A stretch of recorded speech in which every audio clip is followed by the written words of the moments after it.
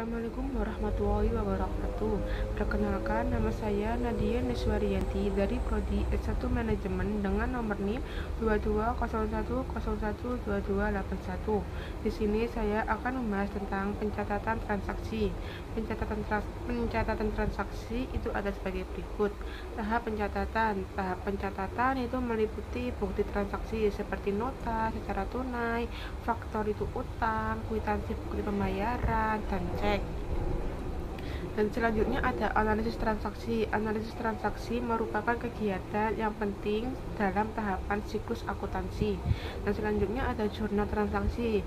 Jurnal transaksi itu untuk mencatat semua transaksi secara kronologis yang memuat nama peserta, besarannya ke rekening-rekening atau akun debit maupun kredit.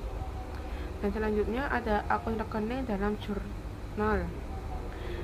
Akun rekening dalam jurnal ada 5, yaitu meliputi aktiva. Aktiva itu kekayaan perusahaan, meliputi aktiva tetap dan aktiva lancar. Yang kedua ada hutang. Hutang adalah kewajiban yang harus dibayar perusahaan yang terdiri dari hutang jangka pendek dan hutang jangka panjang. Yang ketiga ada modal. Modal adalah sejumlah uang atau barang yang disetorkan oleh pemilik perusahaan yang akan digunakan perusahaan untuk menjalankan usahanya. Yang keempat ada pendapatan. Pendapatan adalah penghasilan yang timbul dari kegiatan perusahaan. Yang kelima ada beban. Beban adalah biaya yang dimanfaatkan untuk menghasilkan pendapatan satu periode. Selanjutnya ada contoh soal. Di sini ada contoh soal tentang jurnal transaksi. Yang pertama, tanggal 5 Januari 2020, Ibu Nanda melakukan investasi ke perusahaannya PT ABC senilai 500 juta.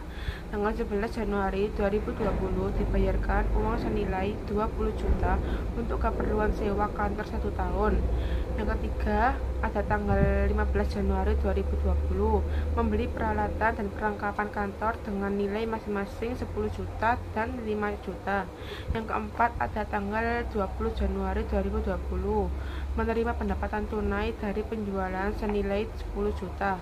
Yang kelima, ada tanggal 31 Januari 2020, membayar gaji pegawai Januari senilai 20 juta.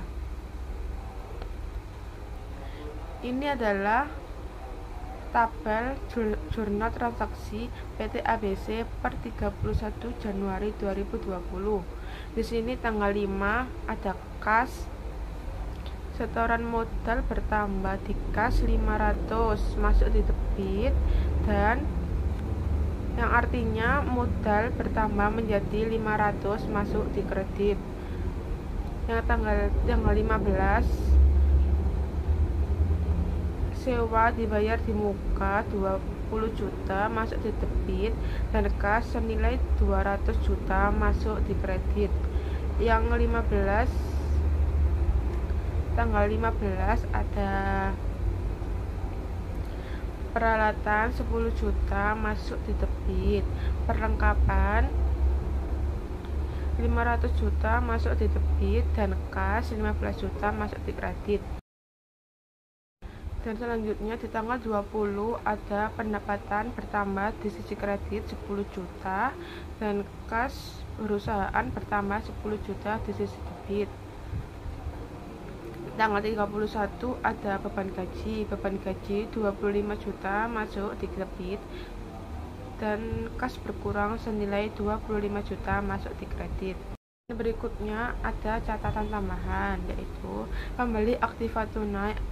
Aktiva yang dibeli bertambah debit, kas berkurang kredit.